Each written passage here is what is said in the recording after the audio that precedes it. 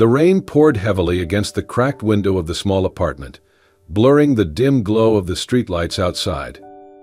Lena, 22 years old, sat at the edge of her mother's hospital bed, staring at the mounting medical bills clutched tightly in her hand. Her mother lay unconscious, the steady beep of the heart monitor the only sound filling the sterile room. The debt was growing faster than Lena could keep up with, and no matter how many shifts she picked up as a waitress, it was never enough. She wiped away a tear, forcing herself to stay strong. I can't give up now, she thought. But deep down, hopelessness gnawed at her. She needed a miracle, or at least a job that paid more than minimum wage. As if fate was listening, her phone buzzed on the table. It was Mrs. Green, a woman Lena had met during a brief stint as a part-time caregiver. She hesitated before answering. Lena, Mrs. Green's voice crackled through the line. I know you've been struggling. I might have a job for you. Lena's heart leapt. Anything. I'll do anything. There was a pause. It's unusual, but it pays well. You'd be taking care of a man named Peter Cole. Lena frowned. The name sounded vaguely familiar. What kind of care? Another pause. He needs help bathing. He's difficult. Most people don't last more than a week. Lena felt her stomach tighten. The idea made her uncomfortable, but the thought of losing her mother made her shove that discomfort aside. How much does it pay? She asked quietly. When Mrs. Green told her, Lena's breath caught. It was more than she made in a month at the diner. I'll do it, she said without hesitation. The next morning, Lena found herself standing in front of the towering iron gates of the Cole estate.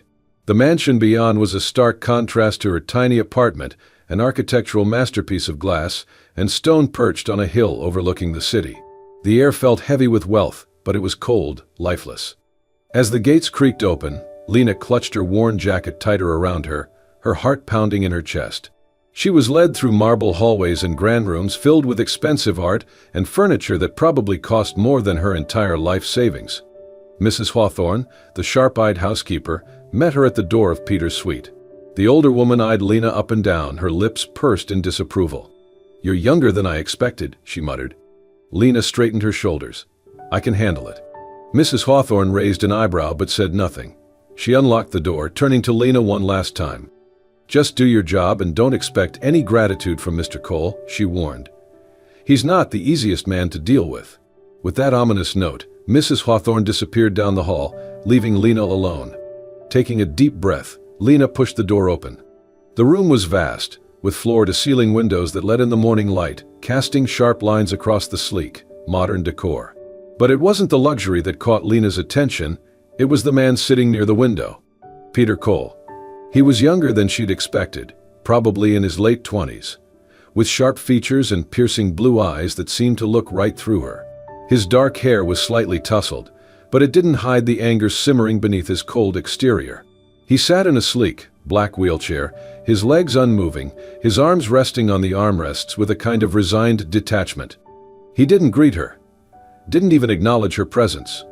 Lena cleared her throat, forcing her voice to stay steady. Good morning, Mr. Cole. I'm Lena. I'll be. I know who you are, he cut her off coldly, his voice low and sharp like broken glass. His eyes finally met hers, and Lena felt a chill run down her spine. You're the latest in a long line of people who think they can fix me. Lena bristled but kept her tone professional. I'm not here to fix you. I'm here to do my job. Peter's lips curled into a bitter smile. We'll see how long you last. Without another word, he turned his wheelchair toward the bathroom, leaving Lena standing in the middle of the room, her heart pounding. The bathroom was pristine, almost sterile in its perfection. Steam fogged the edges of the mirror as Lena prepared the bath, her hands trembling slightly. She could feel Peter's eyes on her, even though he said nothing. When she finally turned to him, he didn't move. His face was expressionless, but there was a challenge in his eyes. Well, he said, his voice dripping with sarcasm. What are you waiting for? Afraid to touch a cripple? Lena's jaw clenched. She was used to difficult people, but Peter's bitterness was like a wall he'd built around himself.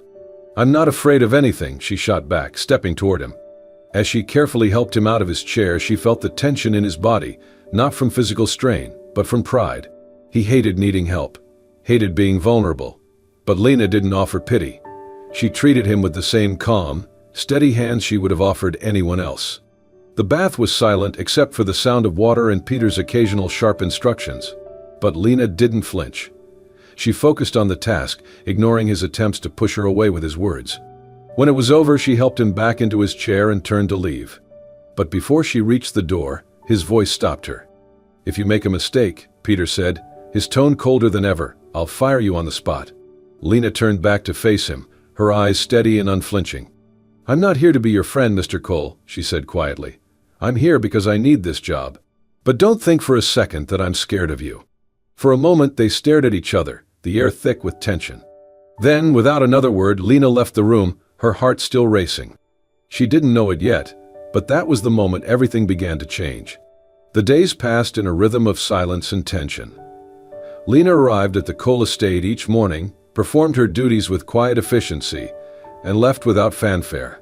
She didn't try to make small talk, didn't flinch at Peter's biting remarks. And most importantly, she didn't look at him with the pity he'd grown to despise. At first, Peter tried to push her away like he had with every other caregiver before her. His words were sharp, laced with bitterness, designed to pierce through her professionalism and send her running. But Lena didn't budge. She met his sarcasm with calm indifference, her steady hands never trembling as she helped him through his daily routine. It frustrated Peter more than he cared to admit. One afternoon, as Lena helped Peter transition from his wheelchair to the bed for his physical therapy exercises, something unexpected happened. His muscles, still weak from the accident, spasmed violently. Peter grimaced, biting back a groan as pain shot through his legs. He tried to wave her off, his pride flaring. "I've got it," he hissed through clenched teeth. But Lena ignored his protest. Without hesitation, she knelt beside him, her hands firm yet gentle as she supported his weight. Her touch was steady, not out of obligation, but genuine concern. "Stop being stubborn," she murmured, her eyes meeting his with quiet resolve. "Let me help." For a moment, Peter just stared at her, thrown off by the lack of judgment in her gaze. There was no pity, no condescension, just pure, unfiltered empathy. It disarmed him in a way nothing else had. He let her help. When the pain finally subsided, Peter found himself watching her as she gathered his things. There was a quiet strength about Lena, an unspoken resilience that intrigued him. She wasn't here because she wanted to fix him or because she felt sorry for him. She was here because life had given her no other choice, and somehow that made her presence feel more real than anyone he'd known since the accident. A week later, a fierce storm rolled through the city. Thunder rumbled in the distance, and heavy rain lashed against the windows of the mansion. Just as Lena was about to finish for the day, the power suddenly went out, plunging the house into darkness. She froze, the silence almost deafening. The emergency lights cast faint shadows along the hallway as she made her way to Peter's room. When she opened the door, she found him sitting by the window, staring out at the storm. "Looks like you're stuck here," Peter said, his voice breaking the stillness. There was no trace of his usual sarcasm, just a hint of something softer, something almost human. Lena hesitated before stepping inside. "I guess so." With nothing else to do, she pulled up a chair across from him. The storm outside mirrored the tension in the room, but for once, neither of them tried to fill the silence with sharp words or indifference. Minutes stretched into an hour before Peter finally spoke. "Do you ever feel like life just stopped?" he asked quietly, his gaze still fixed on the rain. "Like one moment you're at the top of the world, and the next, everything you thought mattered doesn't mean anything anymore." Lena's heart clenched at the vulnerability in his voice. This wasn't the cold, bitter man she'd met weeks ago. This was someone who had lost everything and didn't know how to find his way back. "I know exactly how that feels," she replied softly. "I lost my dad when I was 16. One day he was there, and the next he wasn't. My mom fell apart after that. I've been picking up the pieces ever since." Peter finally turned to look at her, his blue eyes searching hers for any sign of insincerity. But all he saw was the raw honesty of someone who understood pain in a way words couldn't describe. "You don't talk about it much, do you?" he asked. Lena shrugged, offering a small, sad smile. "Talking doesn't change anything, it just makes it real." They sat in silence again, but this time, it wasn't uncomfortable. It was shared, a quiet understanding that bridged the gap between their worlds. Over the next few days, something shifted between them. The sharp edges of their interactions softened, replaced by subtle glances and unspoken words. Peter found himself looking forward to Lena's visits, her quiet presence a comfort he hadn't realized he needed. He began to share more about his life before the accident, the reckless parties, the empty relationships, the hollow victories in business that never filled the void inside him. Lena listened without judgment, offering pieces of her own story in return. She told him about the nights she spent working multiple jobs just to keep the lights on, the sacrifices she made to care for her mother, and the dreams she'd buried under the weight of responsibility. For the first time since his accident, Peter felt seen, not as a broken man in a wheelchair, but as a person. One evening, as Lena was about to leave, Peter surprised them both. "Stay for dinner," he said, his voice quieter than usual. Lena blinked, caught off guard. "Dinner?" Peter nodded. "It's not like I have anyone else to eat with." There was no sarcasm in his tone, just a quiet invitation. Lena hesitated for a moment before nodding. "All right." They shared a simple meal, but the conversation flowed easily, laughter slipping between stories and confessions. By the time Lena stood to leave, the tension that had once defined their relationship had melted away, replaced by something warmer, something neither of them wanted to admit just yet. As she reached the door, Peter's voice stopped her. "Lena," he called softly. She turned, meeting his gaze. "Thanks," he murmured, the word feeling foreign on his tongue. But he meant it more than he'd ever meant anything. Lena smiled, her heart unexpectedly light. "See you tomorrow, Peter." And for the first time in a long time, Peter found himself looking forward to tomorrow. The late afternoon sun filtered through the tall windows of the Cole estate, casting a golden glow over the sleek marble floors. Lena moved through the familiar halls, her heart unusually light as she approached Peter's suite. Over the past few weeks, their relationship had shifted from cold detachment to something warmer, something neither of them dared to name. She wasn't just his caregiver anymore, and he wasn't just her employer. They were something more.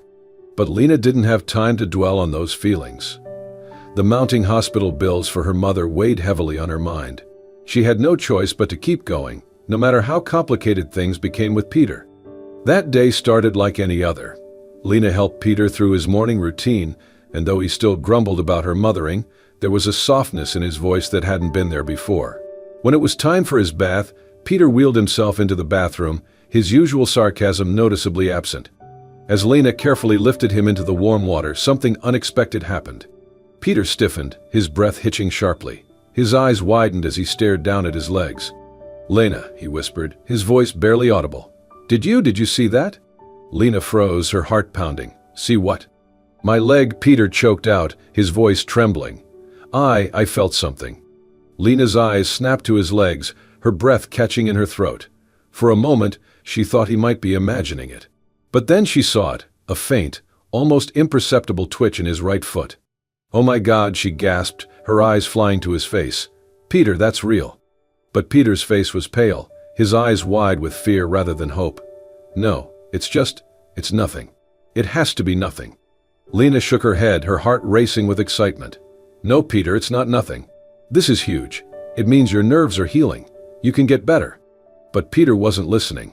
He pulled away from her touch, his breathing ragged. "Don't do that," he hissed. "Don't give me false hope." Lena's heart ached at the fear in his voice. She crouched beside the tub, her hand gently covering his. "I'm not giving you false hope. But you have to believe in yourself. You have to try." For a long moment, Peter said nothing. But in the quiet, something shifted. The walls he'd built around himself began to crack, and for the first time since the accident, he allowed a sliver of hope to seep through. "Okay," he whispered finally, "I'll try."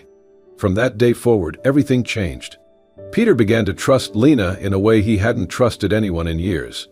He allowed her to push him harder in physical therapy, her encouragement the only thing keeping him going when the pain became unbearable. They spent hours together, stretching, exercising, laughing, and sometimes even arguing. But through it all, their connection deepened. The sharp edges of Peter's personality softened. He began to open up more about his life before the accident, the reckless decisions, the hollow friendships, and the emptiness of wealth without purpose. And Lena shared her own struggles, from the weight of caring for her sick mother to the dreams she'd put on hold just to survive. Their days were filled with quiet moments of understanding, and their nights were filled with lingering glances and unspoken feelings. Neither of them dared to cross the invisible line between them, but the tension grew with each passing day. One evening, after a particularly grueling therapy session, Lena excused herself to take a phone call. She stepped out onto the balcony, thinking Peter was asleep. But he wasn't. As he lay on the couch, his body still aching from the day's exercises, Peter heard her voice, soft, strained, and filled with worry. He didn't mean to eavesdrop, but the concern in her tone drew him in. "I don't know how much longer I can do this," Lena whispered into the phone. "The bills keep piling up and Mom's treatment isn't working as fast as we hoped. I'm doing everything I can, but it's not enough." Peter's chest tightened. He hadn't realized the extent of Lena's struggles. She had always been so strong, so composed. But now, hearing the desperation in her voice, he felt something break inside him. He wanted to help her, not out of pity, but because she had given him something far more valuable than money, hope. The next morning, Peter made a quiet decision. Without telling Lena, he contacted his financial advisor and arranged to cover her mother's hospital bills anonymously. He didn't want Lena to feel indebted to him. He just wanted her to have one less burden to carry. But secrets, no matter how well-intentioned, have a way of surfacing. A few days later, Lena returned from the hospital with a puzzled expression on her face. Peter noticed immediately. "What's wrong?" he asked, trying to sound casual. Lena hesitated, then shook her head. "It's nothing. Just weird. The hospital said my mom's bills were paid in full. I don't know how." Peter's heart pounded in his chest, but he forced a shrug. Maybe it was a mistake.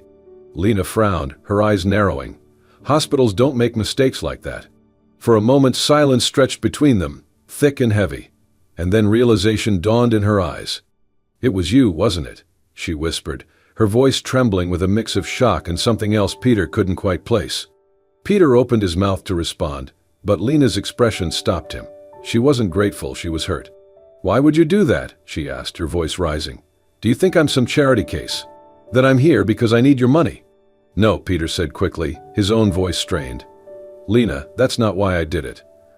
I wanted to help." "I didn't ask for your help," she snapped, stepping back as if his words had physically struck her. "I've worked my whole life to stand on my own 2 feet.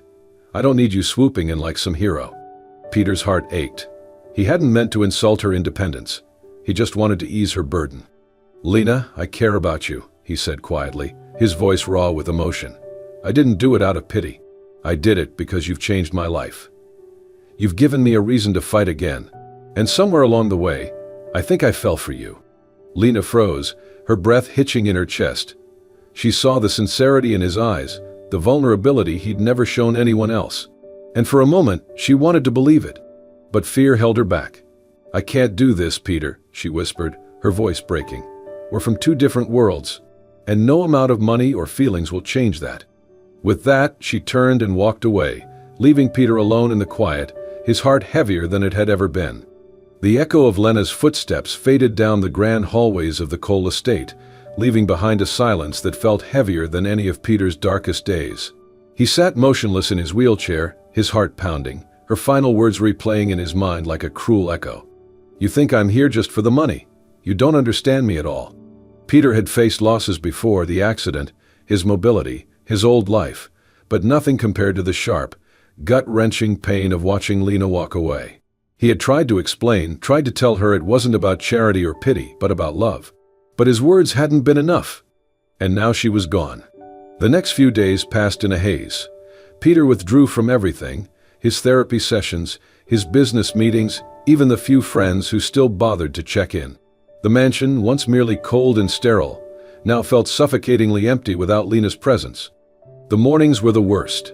Peter had grown used to hearing her soft knock on his door, followed by her quiet, determined footsteps.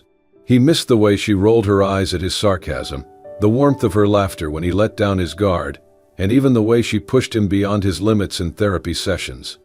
Now the only sound that greeted him was the ticking of the antique clock in the corner of the room, a constant reminder of time slipping by, of opportunities lost.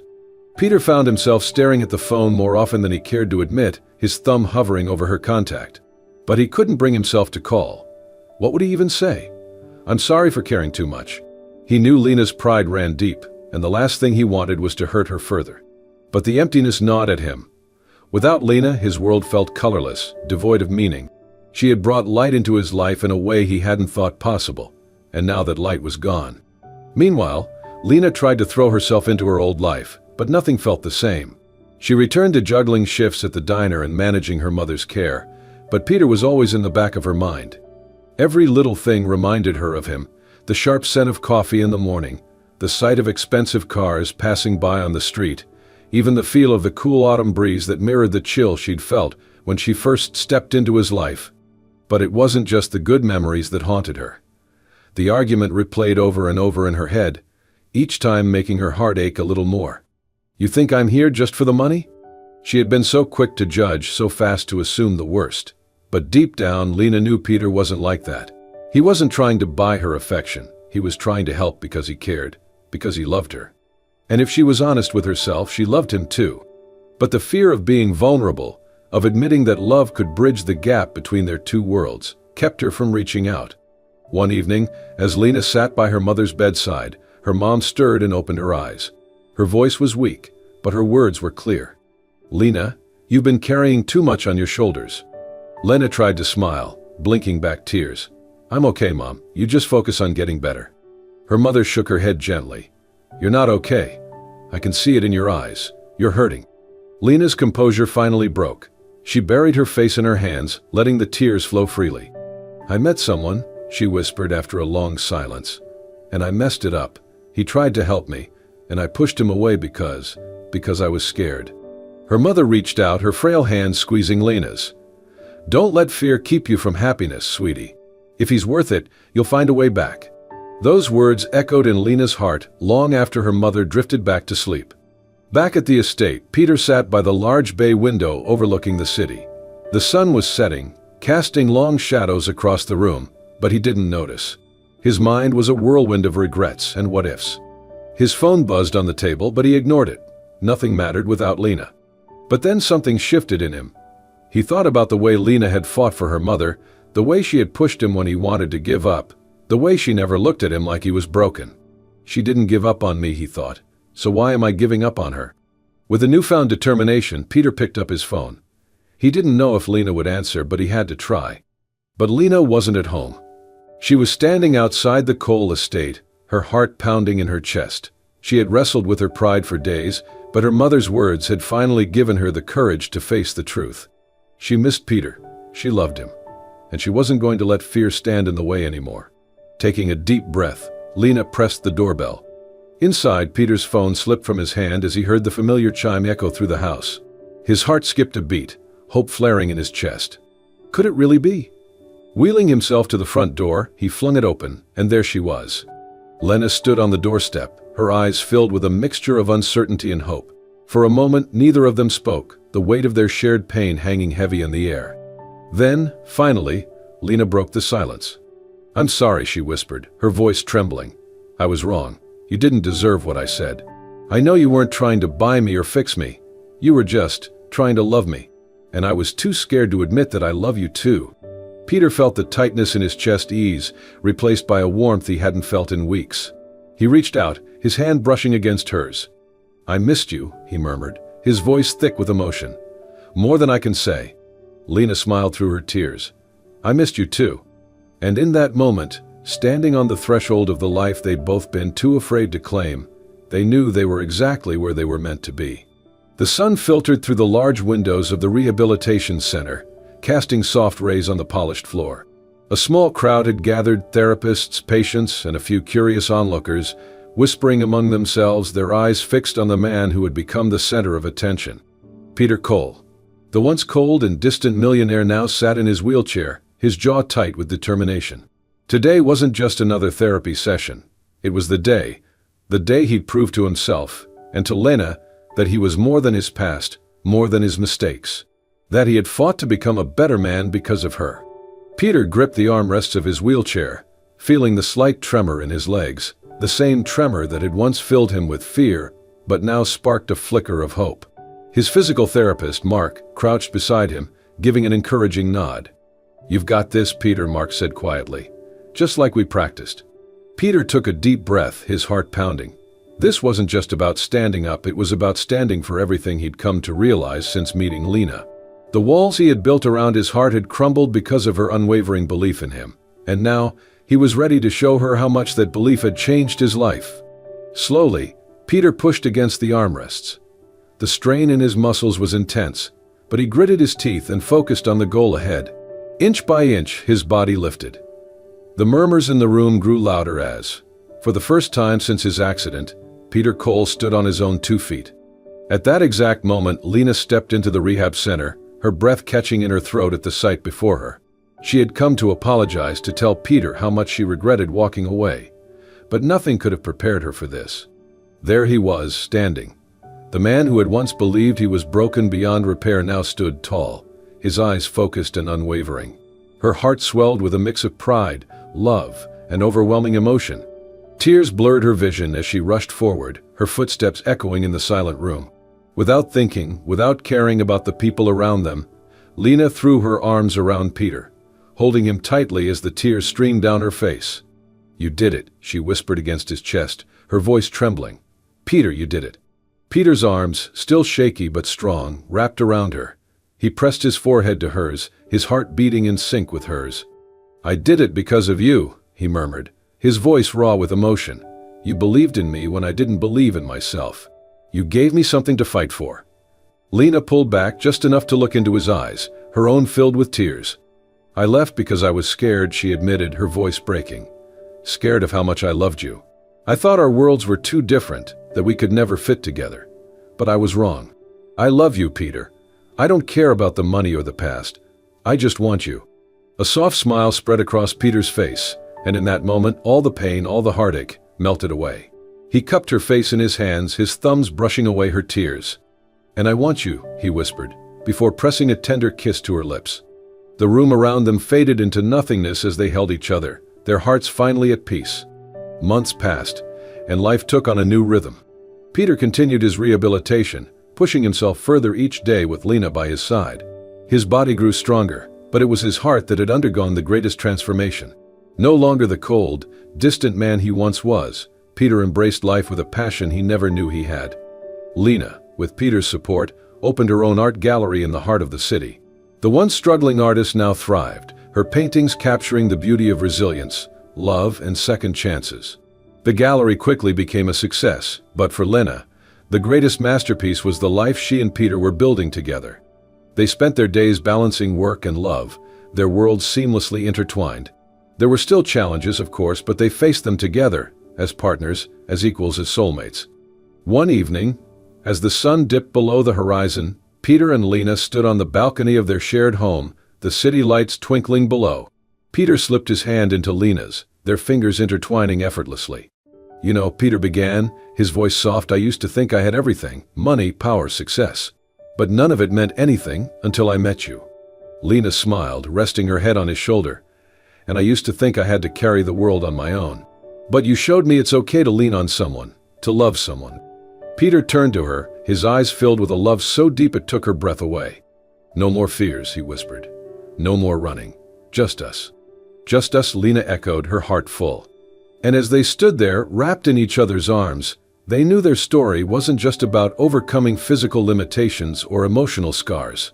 It was about finding the kind of love that heals, strengthens, and transforms. A love that would last a lifetime. And so, Peter and Lena's story reminds us that love has the power to heal even the deepest wounds and bridge the widest gaps. What started as a simple job became a journey of trust, resilience, and finding hope in the most unexpected places. Their love wasn't built on wealth or pity, it was built on understanding, growth, and the courage to face life's challenges together. Sometimes the people who come into our lives unexpectedly are the very ones who show us what it means to truly live. If this story touched your heart, don't forget to like, comment, and share it with someone who believes in the power of love and second chances. For more inspiring, heartfelt stories that will move your soul and remind you of life's most beautiful lessons, make sure to subscribe to Soul-Stirring Stories and hit the notification bell so you never miss a tale that could brighten your day or even change your life. Thank you for watching, and remember, sometimes the greatest love stories are the ones we never see coming.